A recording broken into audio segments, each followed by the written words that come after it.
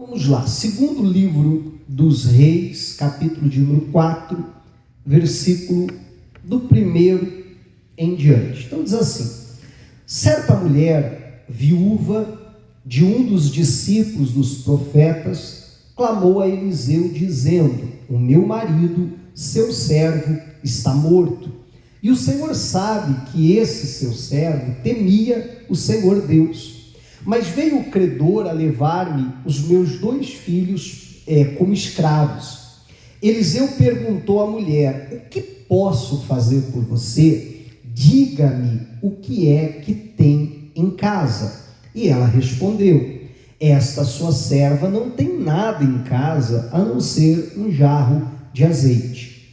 Então Eliseu disse: vá, peça emprestadas vasilhas a todos os seus vizinhos, vasilhas vazias, muitas vasilhas.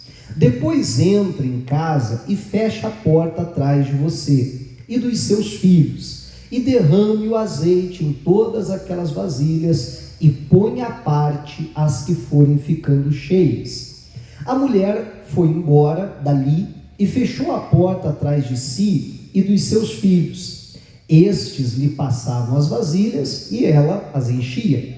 Quando todas estavam cheias, ela disse a um dos filhos: traga-me mais uma vasilha. Mas ele respondeu: não há mais vasilha nenhuma. E o azeite parou. Então ela foi e contou ao homem de Deus. Ele disse: vá, venda o azeite e pague a sua dívida, e você e os seus filhos vivam do que sobrar. O milagre foi tão grande ali que a gente pode dizer que foi a aposentadoria para aquela mulher, Não é verdade? Ela não só pôde pagar a dívida, mas ela e os seus filhos então viverem ali daquilo que sobrou, como a Bíblia diz. Bom, na semana passada nós falávamos sobre isso, e eu abordava aqui o versículo 1 e 2, e falava 2 coisas, em especial, 2 coisas que eu destaquei. Em primeiro lugar, era para a gente tomar cuidado para que as nossas dívidas não viessem trazer escravidão para nós e para a nossa família. E aí eu explicava o que é isso. O que é uma dívida? É quando você tem algo que não é seu. Quando você permite que esteja na sua vida algo que é do diabo. Então você está em dívida com ele. E o credor tem direito de cobrar? Tem, E aí o negócio fica sério. E falava também a respeito da questão que Eliseu leva aquela mulher a não ficar reparando aquilo que faltava na casa dela, até porque a atenção dela estava nisso. A tua serva não tem nada em casa, mas a focar a sua atenção naquilo que ela tinha em casa, e não só isso, mas declarar aquilo que ela tinha em casa, falar daquilo que ela tinha em casa. Eu até dizia, que não existe uma pessoa que seja tão ruim que não tenha nada de bom. Não ficar olhando para os defeitos da nossa família não vai ajudar em nada, mas sim a gente tem que olhar o que é bom que tem na nossa casa e falar, O Eliseu diz: diga-me o que você tem em casa. E quando a mulher começa a fazer isso, então aquilo de bom que ela tem na casa dela começa a multiplicar. Amém?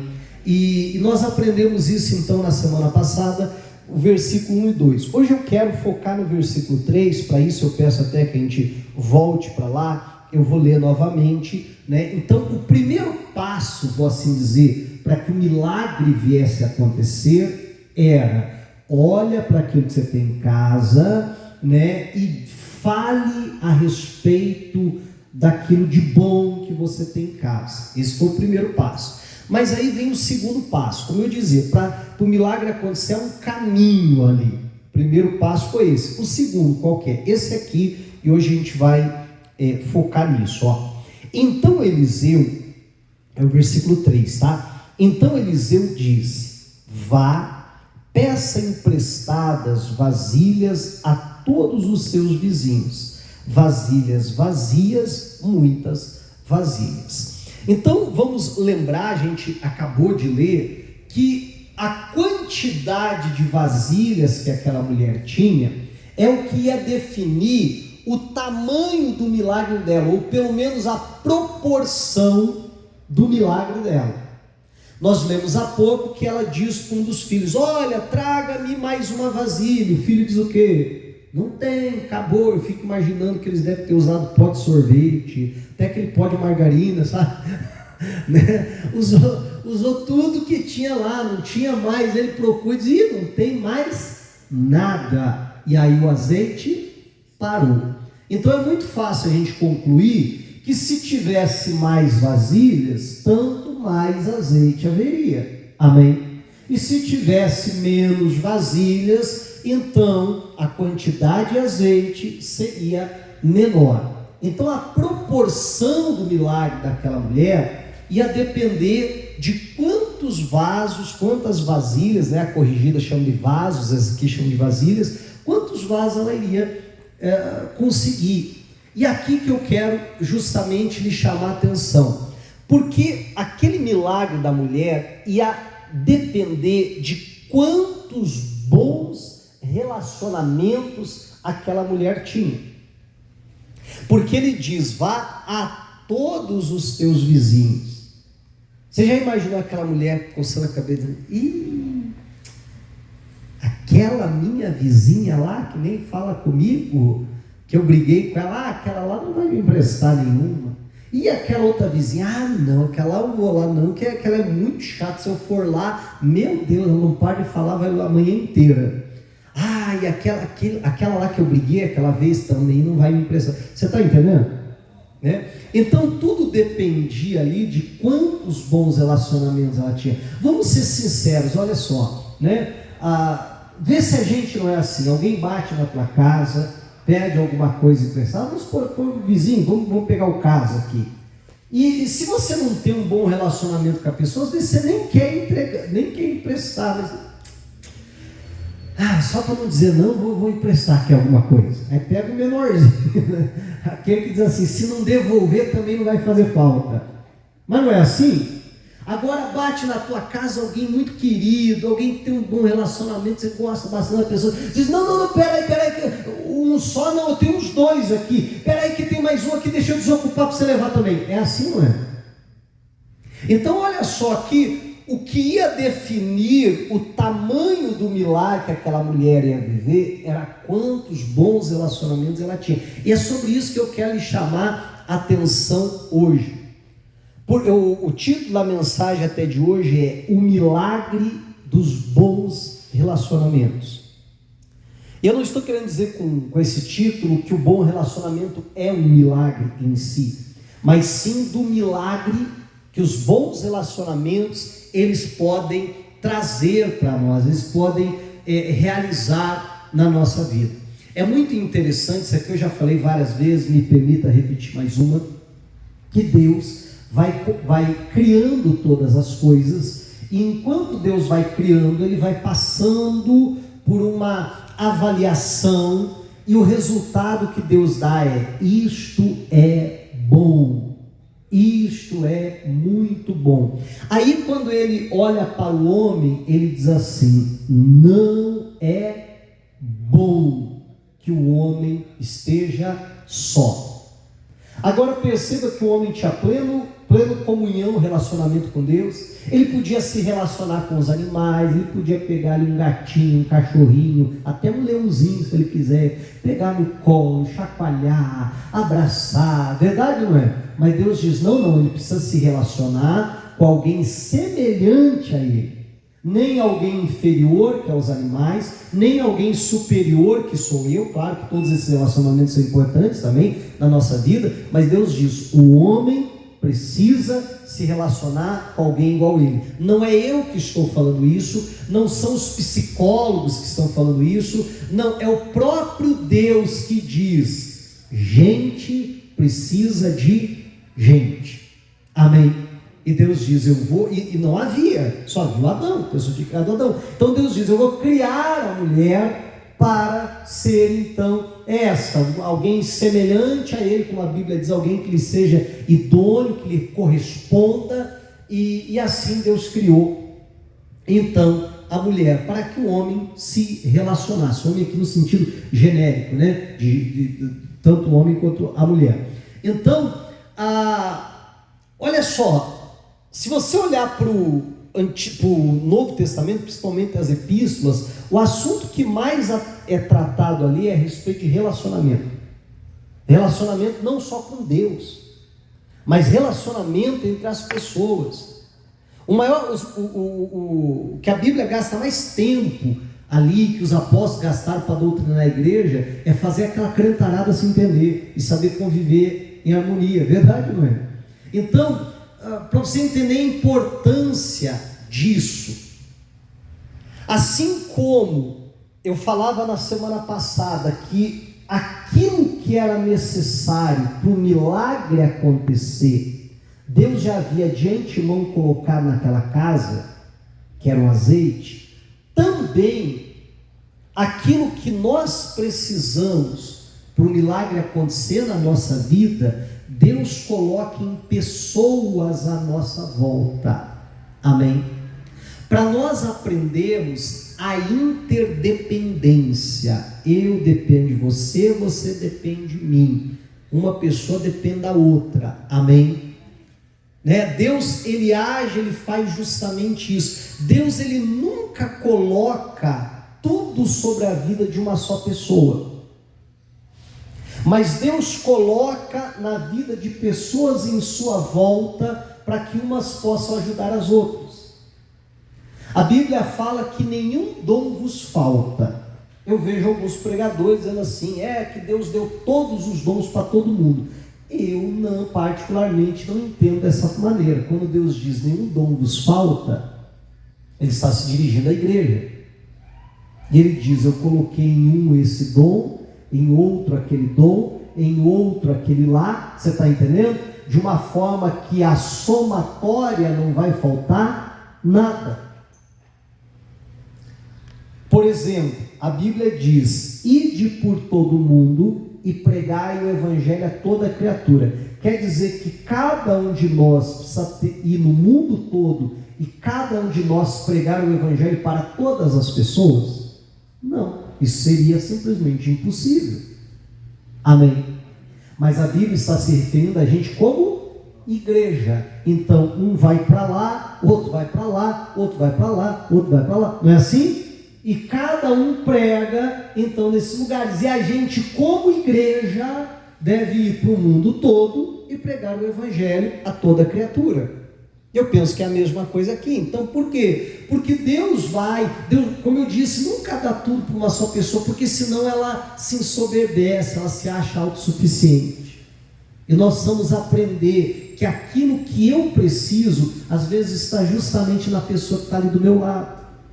Eu até gosto de dar esse exemplo, Às vezes a pessoa vem para o culto e está lá orando, Deus, abre a porta do emprego para mim, Deus, o Senhor sabe que eu quero trabalhar, o Senhor sabe que eu sou alguém dedicado, mas eu não estou conseguindo achar a porta de emprego, Deus, eu tenho batido em tantas portas, estão fechadas, mas Deus me dá essa bênção, e isso, e aquilo, e aquele outro.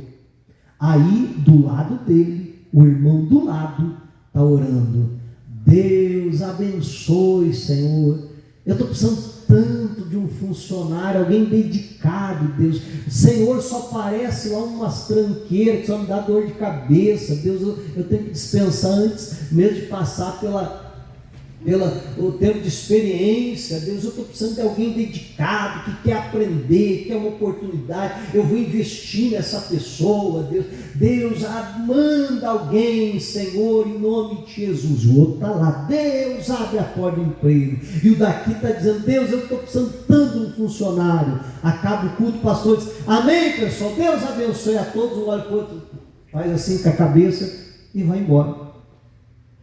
E é assim que acontece, não é? E aí Deus diz, eu coloquei vocês sentados um do lado do outro, e nem que vocês se acharem aí, vocês dois. Aí eu fico pensando, o rapaz está lá orando, Deus, eu estou procurando uma varoa, Senhor, uma mulher de Deus, não, essas daí, não, alguém que quer um compromisso sério. A irmã está do lado, ai Senhor, ai Deus abençoa, manda um varão, eu não quero tranqueira não, quero o nome de Deus, alguém do Senhor, e tá os dois anos na casa do culto, Deus abençoe, meu Pai do Senhor, e vai embora. Mas não é verdade? E quantas vezes Deus coloca justamente aquilo que a gente precisa, sabe, em pessoas que estão à nossa volta, mas às vezes por falta de bons relacionamentos, de cultivar bons relacionamentos, muitas oportunidades vão sendo jogadas fora. O que eu quero dizer com isso, né? Eu acho que já deu para entender o assunto aqui, mas eu gostaria que você saísse daqui hoje com uma pergunta, sabe, martelando, não só na tua cabeça, mas martelando lá no seu coração. A seguinte pergunta: se fosse hoje, agora, se eu chegasse aqui na igreja e o pastor me desse uma palavra, olha, vá a todos os seus vizinhos, peça vasos emprestados e te desse a orientação, e você soubesse que isso depende do milagre que você vai receber, seja sincero, quantos vasos, eu gostaria que você fizesse esse exercício, quantos vasos você conseguiria? Pode começar a pensar em pessoas, né? Quantos vasos você conseguiria? Alguns vão ter que parar, pensar, dar uma coçada assim, dizer, deixa eu ver, para o meu cunhado não dá para pedir. Deixa eu ver, para a minha vizinha, eu não sei nem o nome da vizinha.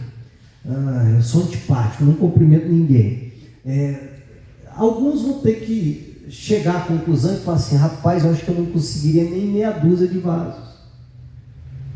Você está entendendo o que eu estou falando? Alguns não conseguiriam nem com a família. Alguns nem esposa não emprestaria vaso para ele. Mas é verdade, não é? E a gente precisa, sabe, olhar e ver se, quem sabe, nós não estamos assim. Pastor, é que as pessoas à minha volta, só tem gente chata na minha volta, pastor. Ninguém gosta de mim. Meu irmão, será que está todo mundo errado, você está certo? Ou será que não é o contrário? Por probabilidade, será que está todo mundo errado, você está certo? Não, pastor, mas tem uns 2, 3 que gostam de mim. Ah, é? Faz o exercício, quem são esses 2, 3? Pensa direito. Pastor, são umas pessoas assim meio complicadas, meio chata igual eu. Pois é, aí é a resposta. Amém? Meu irmão, nós não podemos ser aquelas pessoas inacessíveis, aquelas pessoas chatas, é essa a palavra, né? Eu não quero achar uma bonitinha, mas aquelas pessoas chatas, aquelas pessoas que você não tem nem prazer de estar perto dela. Tem gente assim, não? Né? Nós precisamos ser pessoas agradáveis, nós precisamos ser pessoas que cultivam bons relacionamentos. Eu vou ser sincero em dizer que eu demorei para enxergar uma verdade tão simples da vida, mas eu demorei um pouco para enxergar isso. Meu irmão, você não ganha nada em ter inimigo, mas você ganha muito em ter amigo. Você já parou para pensar que você não ganha absolutamente nada em ter inimigo? Você só perde em ter inimigo? Verdade, não é? Eu, até por conta da minha infância e tal, eu era uma criança muito briguenta, na adolescência também e tal. Então, até aquele negócio assim de esse bairro contra aquele, né? Essa ganguezinha contra aquela. Então, eu tinha muita rixa, muita briga, né? Muitos inimigos. E por conta daquilo eu fui, sabe, crescendo com aquela mentalidade de sempre ter rivais, sempre ter inimigos e tal. Sabe que demorou para eu parar e pensar, rapaz, mas o que eu ganho com isso?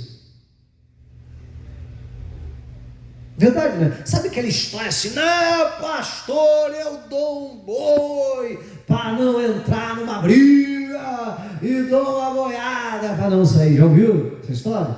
Não é assim? E o problema da briga é isso. Como esse ditado mesmo já diz, é tão fácil entrar nela e é tão difícil sair dela. Verdade, não é? É tão complicado você sair dela. Então nós precisamos sempre procurar desenvolver bons relacionamentos, porque isso é fundamental na nossa vida. Até há pouco eu dava o exemplo de alguém procurando emprego e tal. Você sabe que hoje em dia se fala muito assim, aquela questão, né? Ah, pastor, hoje em dia para a pessoa conseguir um emprego, o que importa é o QI. Já ouviu falar disso? Né? O que é o QI? Quem indica, não é assim? Né? Precisa alguém para indicar, precisa alguém para abrir, né, uma porta. E às vezes a pessoa está reclamando, pastor, mas não tem ninguém que me indica, né? O problema é esse, que só entra aquelas pessoas com indicação. Pois é. E por que você não tem bons relacionamentos para alguém te indicar? Vamos ser sinceros, meu irmão. Tem pessoas que não dá nem para você indicar. Verdade, não é? Ah, você conhece alguém que faz tal coisa? Às vezes você coça a cabeça assim. Então, conheci, até conheço. Quem nunca fez isso? Mas você pensa assim, meu Deus, se indicar vai queimar meu filme. Não dá nem para indicar. Mas não é verdade? Porque a pessoa não trabalha direito, a pessoa não tem um bom relacionamento, não se dá bem com as pessoas, principalmente se fala assim, não, tem alguém lá na minha igreja. Poxa vida, ó, vai queimar a igreja. É verdade ou não é? Aí você diz, pois é, rapaz, sabe que você aparecer aí eu vejo. Olha que coisa triste. Então nós precisamos ter isso. No culto da manhã eu falava, eu não vou abrir aqui e ler o texto, porque o texto é longo, iria tomar muito nosso tempo, eu quero ser mais objetivo, mas eu gostaria de deixar de tarefa de casa para você a leitura de Êxodo, capítulo 18, o capítulo inteiro ali, não é nem um capítulo tão grande assim, mas Êxodo, capítulo 18, fala de quando, é chamado assim, o conselho de Jétro, né? Vamos se lembrar, Moisés, ele deixa a família na casa do sogro e vai para o Egito para libertar os israelitas. Ele está indo para uma batalha, um combate.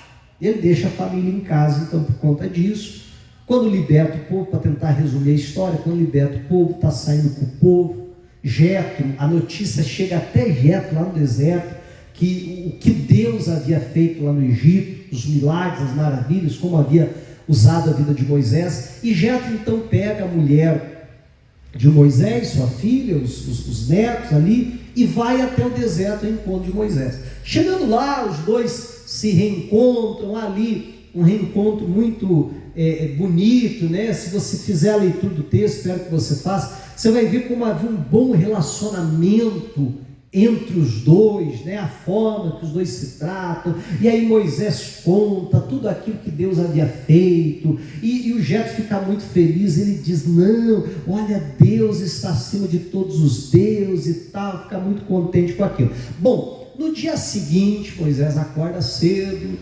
né? E senta lá na sua cadeira e junta uma multidão para vir falar com Moisés.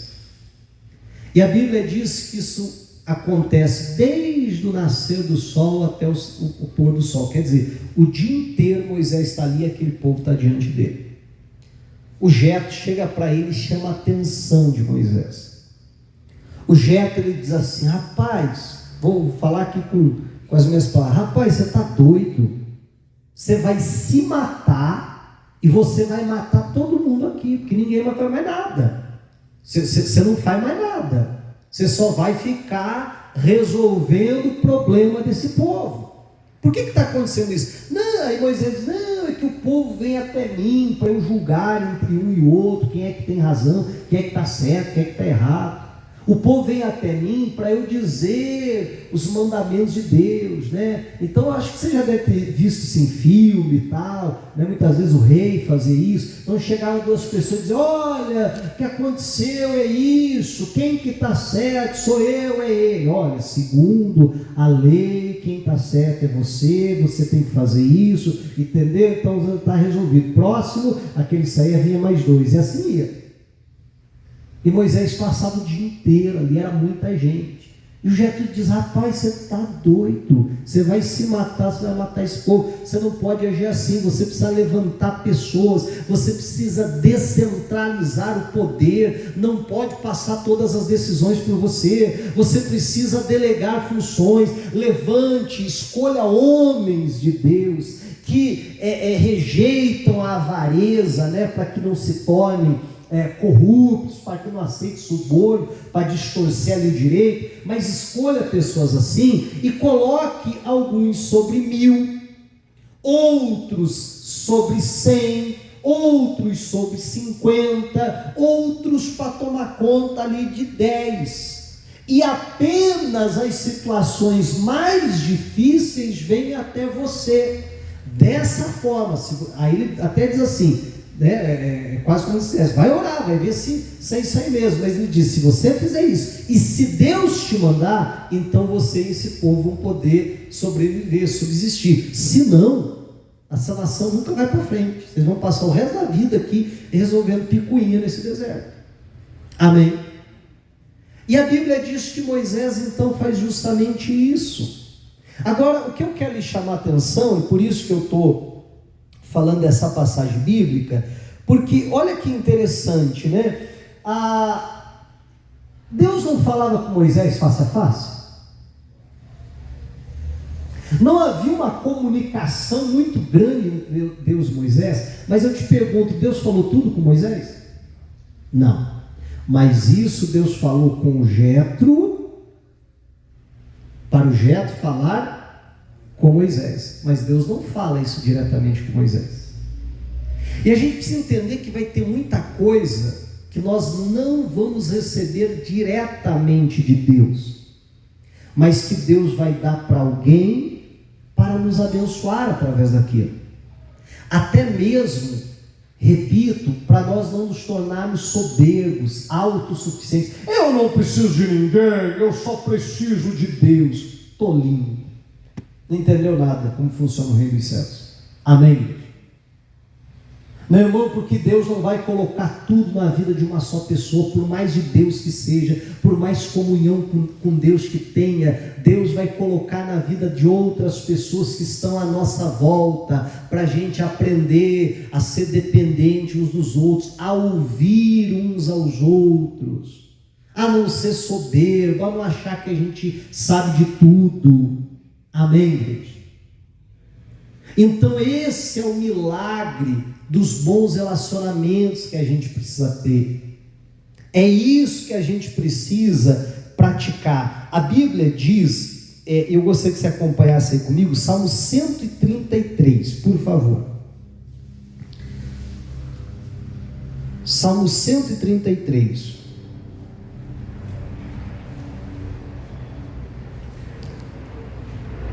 Acharam aí? Olha o que a Bíblia diz: ó, como é bom e agradável viverem unidos os irmãos, é como o óleo precioso sobre a cabeça. O que é um óleo precioso sobre a cabeça? É aquilo que a gente chama de unção, né?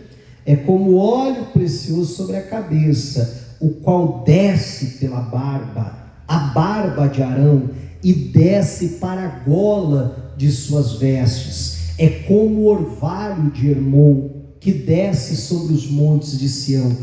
Ali, onde a união, o Senhor ordena a sua bênção e a vida para sempre. Olha que interessante, né?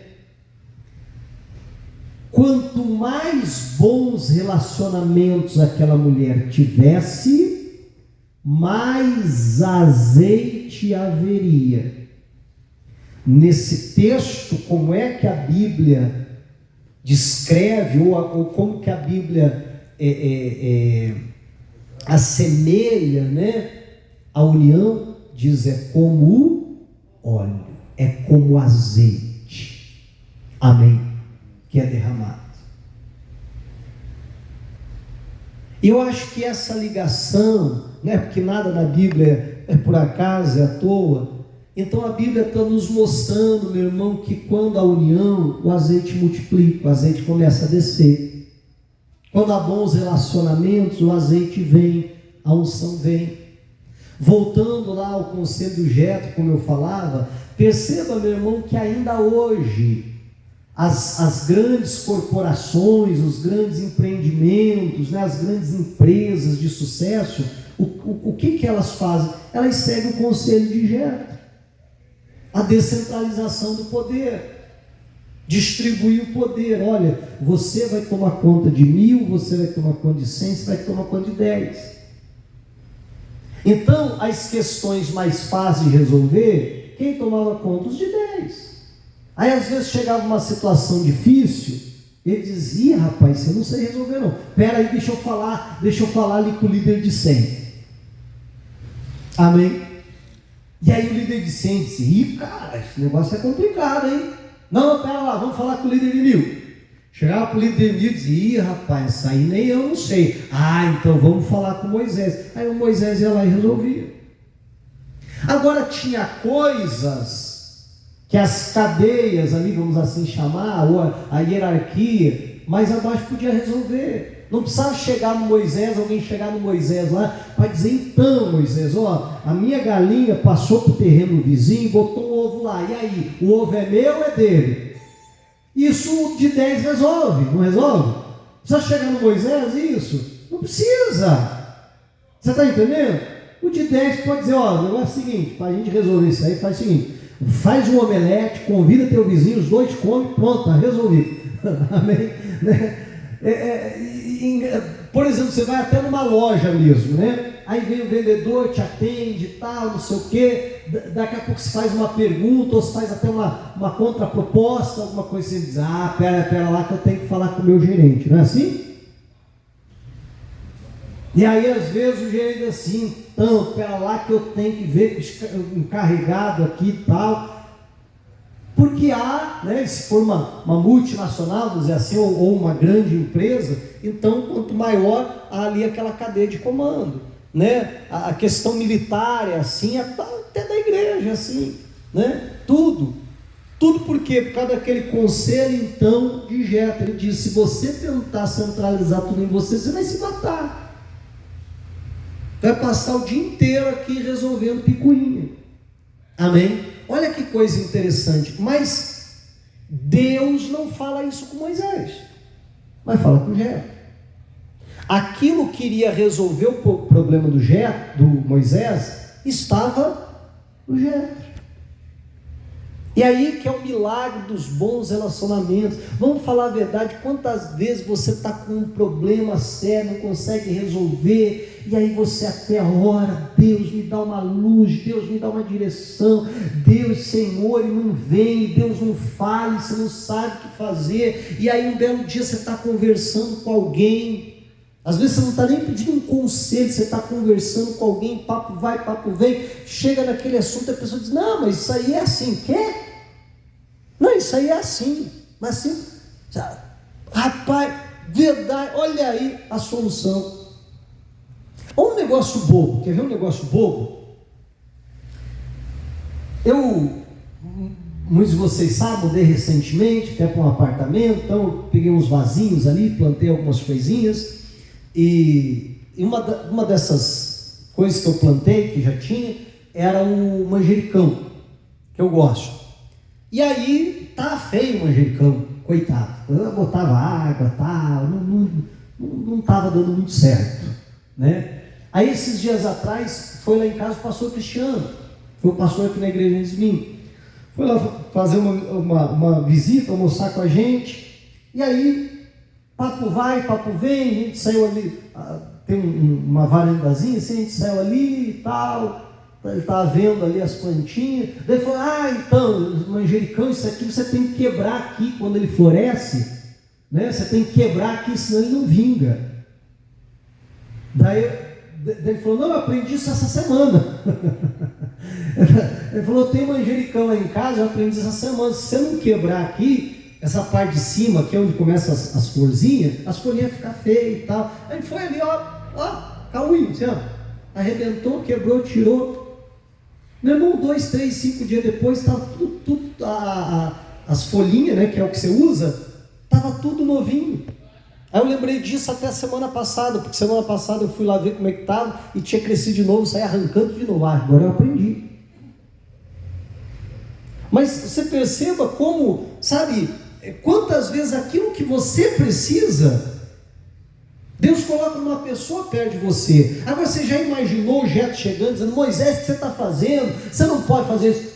O sogro, cuida da tua vida, que eu cuido da minha. Não vem se meter aqui não. Se fosse para fazer diferente, Deus falava comigo, porque afinal de contas eu sou assim com o pai, então você não se mete não. Ia se matar, ia matar o povo. Amém? Então nós precisamos prestar atenção nos milagres dos bons relacionamentos. Para a gente acabar, eu pedi para você abrir em Salmos, dá um pouquinho à frente, Provérbios capítulo 27, versículo 10. Eu lembrei desse versículo hoje. Era um versículo que meu pai citava bastante, principalmente assim na infância, adolescência minha.